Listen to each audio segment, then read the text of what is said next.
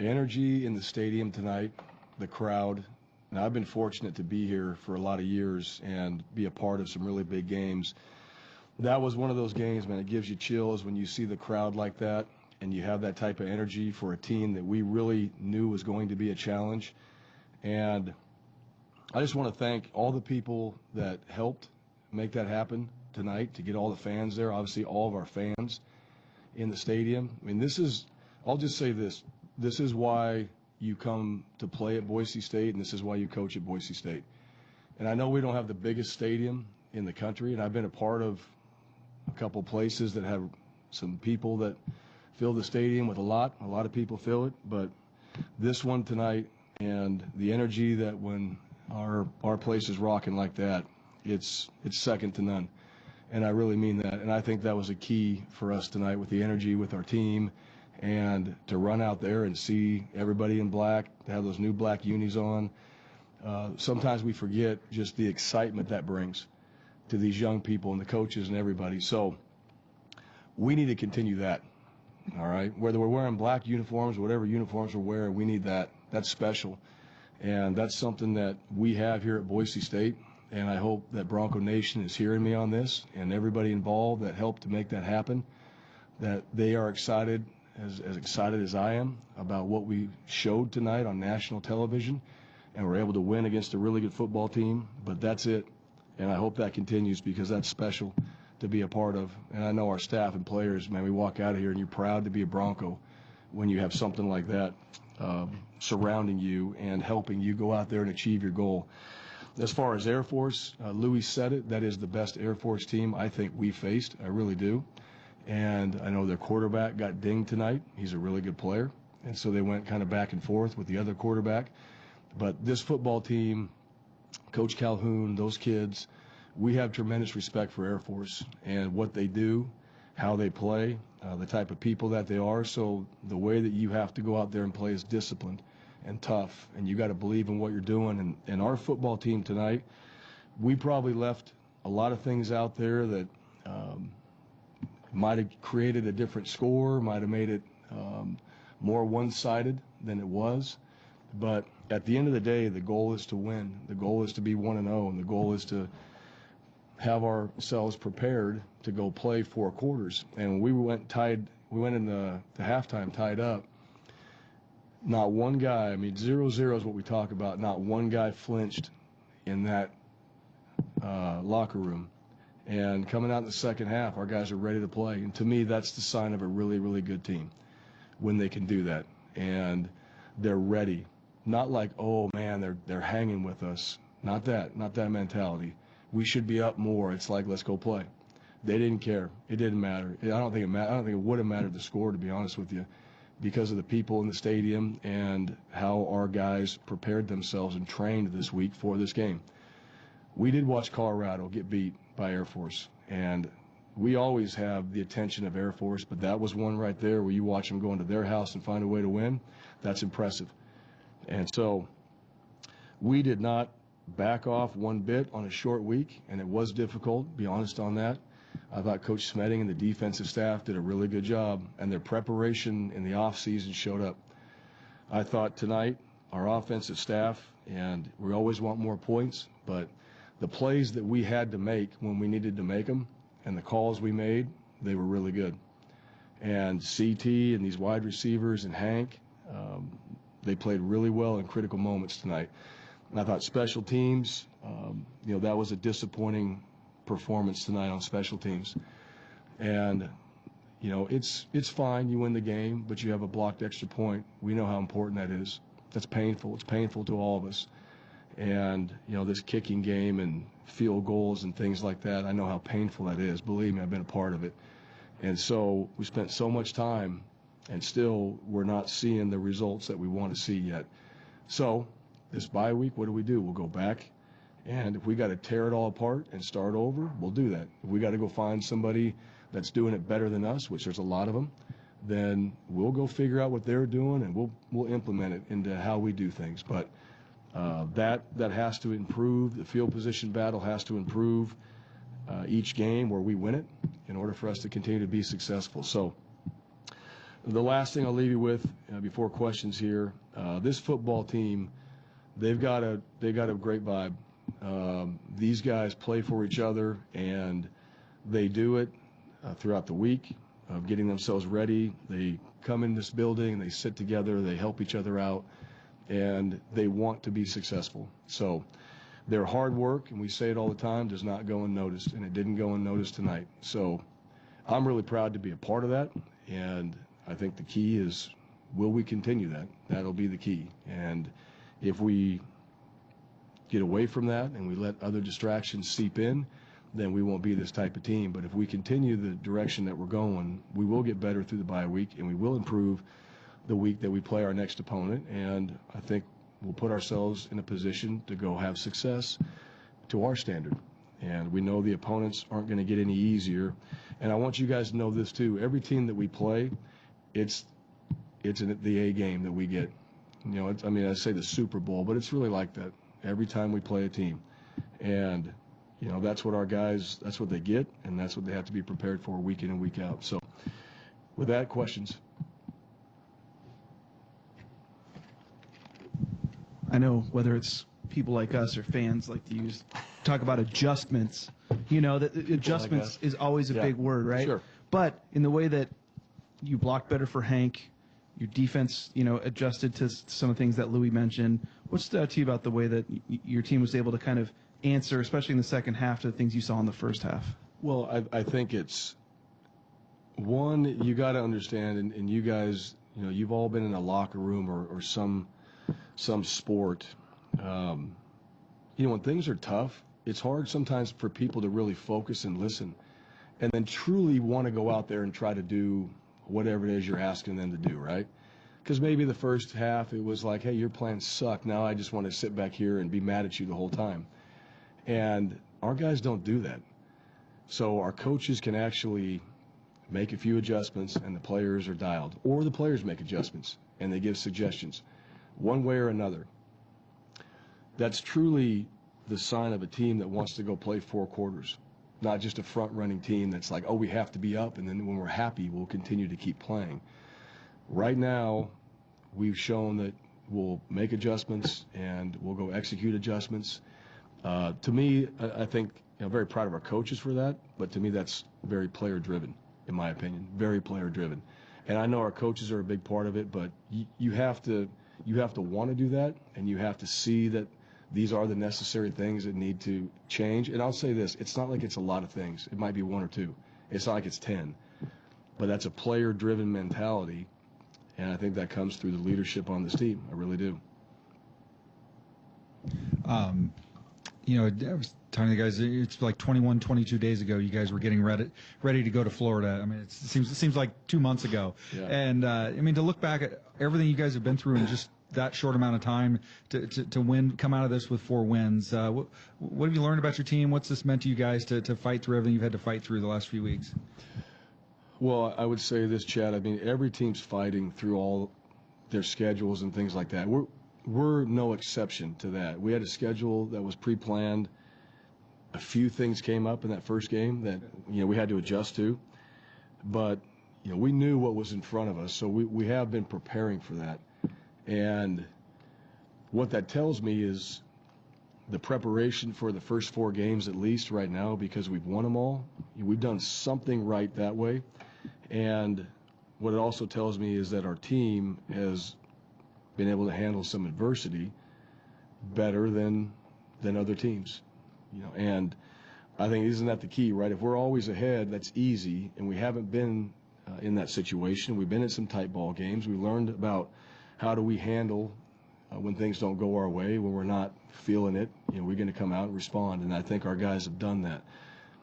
So from that standpoint, to me, that's something that lesson learned right there in just our football team, but how these guys, they live their lives and how they get themselves ready and how they mentally create that mentality week in and week out for when things don't go our way. I think we're learning more about that. I don't think we've learned it. I think we're learning more about that. And I think we're learning that is the way to be successful, is to keep that poised, you're ready to play, but absolutely paranoid. at all times. And, you know, we've said that around here a long time. You know, something that, you know, I learned as a young coach, poised and paranoid. And it's like, well, that makes a whole lot of sense, doesn't it?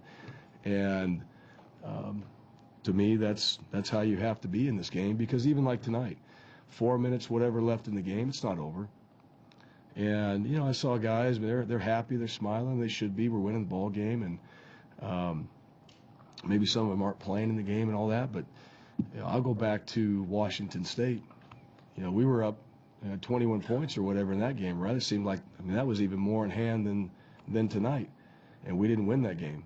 And so what I learned is the same thing I believed in that game: finish. And we still have to find ways where we finish better. You know, we don't want to give up that score at the end. That wasn't the goal. Now, Air Force did a really good job of executing, but I don't know if it was the mentality. But I certainly am not going to just walk away and say that, you know, we finished as well as we could have. So there's still plenty to work on. And that's the thing about our guys. They don't take that as a threat. Like, they don't take adversity as a threat. They don't take a challenge as a threat. They take it as an opportunity. And that's what I've learned about this team. When you challenge them, some teams get really threatened. And then they go off and become locker room lawyers and things like that. Or some teams, they learn that, okay, yeah, we do have to get better. This is for the betterment of our team. And they take that challenge as an opportunity to get better. So far, these guys have taken it as an opportunity to improve. And I hope that continues, because we're moving in the right direction that way. And I hope that's the mindset and the mentality we have coming back. Bryan, Hank took a few big hits in the first half, and maybe the biggest one was the touchdown to CT.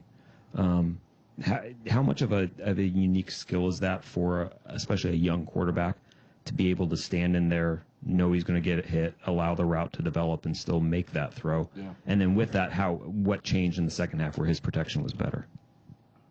Well, I'll say the second half, I think the protection improved, but we also got the ball out of our hands. So we had maybe a few quicker throws. You know, in old school football, when you were under center, those plays, they used to be 7-step drops, right? Troy Aikman could take a 7-step drop better than any quarterback I've ever seen. He did it very quickly, but it was a 7-step drop. Now you're in the gun, you never think like that anymore. Everything's a 3-step, but it's 7-step timing. It takes a minute. So like the O-line and everybody has to, I mean, they got to ride the bull. We kind of say that. I mean, you got to give that guy some time. And that's difficult to do, and people are coming after you. They get off the one-on-ones. You know, you can only hold a guy for so long, right, that's charging at the quarterback. Now, the skill set, when I've taught quarterbacks, you can throw balls at them. You can throw brooms at them. You guys probably watch all these drills people do, cards, make them dodge cards and things like that. You can do whatever. But really, either you have it or you don't. You can avoid. You can learn how to move your feet and do all that. But you're either going to stand there and deliver it when they push the dashboard right in your face, or you're not. And you're going to get hit one time, and you're either going to be the guy where his eyes go right down to the rush and you lose all the coverage, or you're going to get your eyes back downfield again and just say, hey, bring it. And he's got that toughness. And, I mean, to me, that's what you watch those quarterbacks in the NFL. Those guys are this close in protection. They got tackles and guards that are inches from their face, and those guys stand in the pocket and they deliver it. And they don't always get hit. Those guys, you know, can hold that a little bit more maybe, but they're right up in their face. And that's something to me, I don't think that's something you train. I think that's what you got. And, you know, that's something that he'll stand and deliver. If that means a touchdown, Brett did it last year to CT on a 4th down play. The guy came off, Brett didn't flinch. And believe me, Hank has seen that play. But that's a sign of a good quarterback. You hang in there, and Brett took it right in the chest last year. And when you play that position, you're going to get hit differently, but you're going to get hit if you're going to stand and deliver it sometimes. And those guys got to be able to do that and not flinch, and he seems to be able to do that. How much did Kafari Buffalo's familiarity with the triple option help tonight, and did that play a little bit of a role in him getting the start? No, I don't think so. Yeah, good question. I mean, he he's seen it. I think he's got a lot better handle on it, because of all the years. I think he's got a good feel for it. But you still have to stop it. That's the thing. I mean, our guys, I don't know if we have a master's in it and all that. But we have a lot of guys on our team that have seen it year in and year out too. He saw it every single day. But he brought value to this game from his experience. And we've had other guys on the staff too that have been a part of triple option teams and things like that. It's still, when it comes down to it, hey, they still ran up the middle. They still ran a quarterback sweep. They still pitched the ball. I mean, you still got to make plays. And I thought tonight he made plays. That's what he did. And he played fast. The thing about Kafari, regardless of the offense, is he's a very talented football player. And he's getting better in our system. Now, I think his ability to play the option tonight played into him having more plays on the field. But he showed up, and I'll go watch the film and watch how he played. But he did a really good job. We asked Louis about that fourth down stop that you guys made toward midfield. Yeah. When you see that as a coach, what kind of stood out? And then Louis kind of said right before that play, like he talked to the other guys, and they basically said, that's where the game's gonna be decided for them. Sure. What does that mean to you to kind of see that and hear that? Well, I think there's usually like 3 to 5 plays, right? Kind of game-changing plays in a game. Well, that was certainly one of them right there. And I think we called the timeout right before. Did we call the timeout on that one? Right before they went and ran it? I think we did. It was a timeout. I don't know if you guys called it. No, I don't think it was that one. I don't think it was that play. But, to me, that's fourth downs. Like we had a completion on a fourth down, right? A lot of that, you kind of talk to players as like, that's a player's down. All right, you can have some plays and all that, but that's a player's down. If you're going to go for it on fourth down, then that's a player's down, and that's really, you got to make the play. And those guys did. I'll be honest with you, I had nothing to do with that other than just I'm cheering, and when they spotted the ball, and I'm like, we got a shot, and Louis said it. I was saying my prayers too, and we got the ball back, and that becomes a game-changing play. But, it goes back to now, I'll say this. I watched our defense practice against those fourth downs because when you play a team like Air Force, they're going to get into a very manageable fourth down play, right? Your midfield is 4th and 1, whatever it was, you're going to go. We would go on that.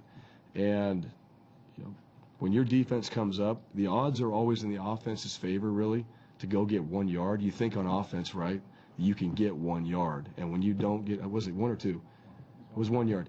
When you don't get that, it's because the defense just absolutely did their job and really were more physical. At that point right there, you just got out-physicaled. And we've been on the other side of that too. And that's exactly what, when you go watch it from an offensive standpoint, you got out-physicaled, flat-out beat. Very rarely is it scheme because you're running something that you probably know really well and you do really well. You just got flat-out out-physicaled, and I think that's what we did. I don't know if you got a chance to look at the replay or saw much of it, but Hightower's catch there toward the end, I think at least one, if not 2 guys could have maybe intercepted it on the deflections. He ends up catching it on the ground. I don't know if you saw that play. I'm just kind of curious. Which one was it going in? Yeah, so was it when you guys little post? were up 4, caught it at the 10. Yeah. He caught it at the 10-yard line? Over the middle, yep. Yeah, I didn't see it. Okay. No, I heard about it. Yeah, I didn't see it. I heard that it was tight. But that's, I can say, I don't know other than big-time catch, right, in that situation. And they played, last year John had some really explosive plays in the game. I think tonight they were very well aware where Hightower was. We didn't have a whole lot where we got him just one-on-one. And that's why, like John Bates tonight, we talk about our tight ends. We got a chance to get Bates involved, and I'm not sure how many catches he had, but he was involved in the game, calling him how to catch in the game. So utilizing those tight ends helped us, and he had a big touchdown catch, obviously, which was good. But, yeah, John's catch, that was obviously a big one. Good.